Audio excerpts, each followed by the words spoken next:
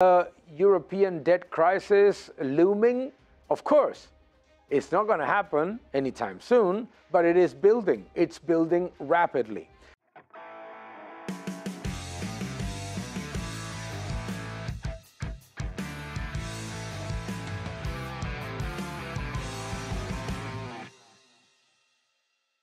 Many people give some kind of causality to the elections. European elections lead the credit default swap of France to go through the roof. Absolutely they did. But not because of the elections themselves, but because the level of imbalances built in the French public finances are absolutely incredible.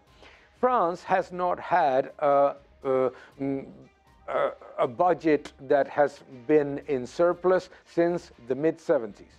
Deficit spending continues to be through the roof despite higher tax revenues and despite the improvement in the economy. And this shows basically that Keynesian policies burst with very small pieces of information.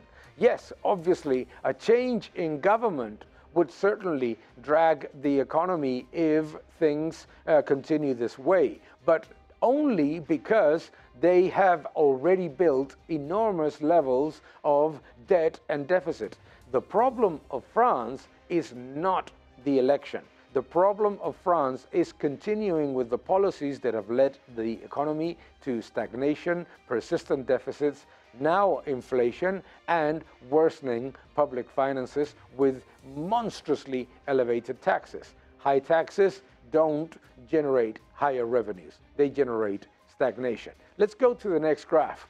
Also, courtesy of Bloomberg, which shows the rise in spreads relative to Germany of the major economies in Europe. And what this shows basically is that the reality of the worsening of the sentiment in Europe has led to this increase in spreads that has completely offset the reduction of rates of the ECB.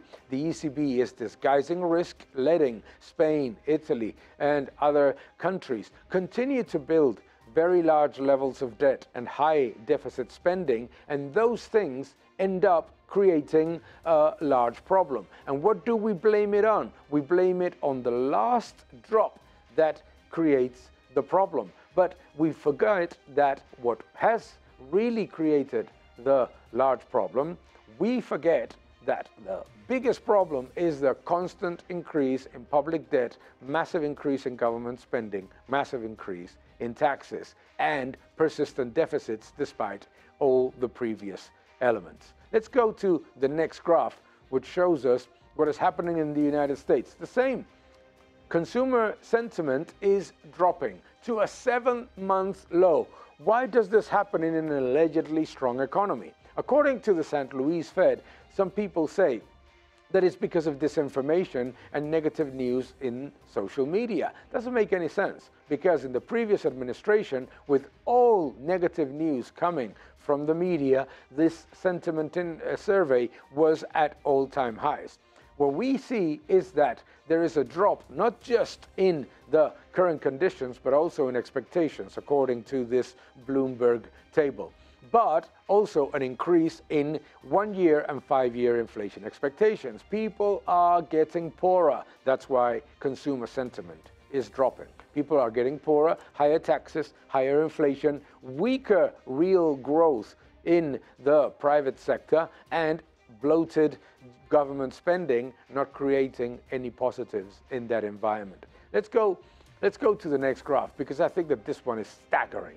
If you look at it, what this shows is that these Keynesian policies, they're just destroying the economy. Look at the level of interest expenses in the United States, even if there is a drop in interest rates. And this is amazing, because it shows that if interest rates remain stable, in April 25, interest expense will reach 1.7 trillion. But even if interest rates fall 150 basis points, it will be $1.2 trillion. That means that the United States will spend more on interests on the debt than in defense and other social social expenses. This is incredible, and this is showing how bad Keynesian policies work. Ultimately, they lead to stagnation, and stagnation now with persistent inflation, risk of stagflation. Let's go to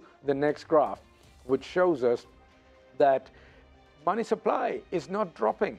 A lot of people are talking about restrictive monetary policy, but money supply, global money supply, this is a proxy created by Bloomberg, is not dropping. It is actually stable. That's why we have persistent inflation, and that is why markets continue to be relatively solid. The level of money supply is not dropping, and now with more and more central banks cutting rates despite persistent inflation, money supply is likely to grow yet again. This is a very significant problem because people are getting poorer, and at the same time they are losing purchasing capacity everywhere. Higher taxes, higher inflation, and worsening of the real productive economy prospects. Worsening of the real productive economy prospects. And in that environment, discontent is likely to rise. When we look at the next month, it is very, very likely that we will see no recession, that we will see an allegedly robust figure in GDP, and that discontent continues to rise because inflation, taxes, and worsening of productivity are hurting the middle class. Keep defending freedom.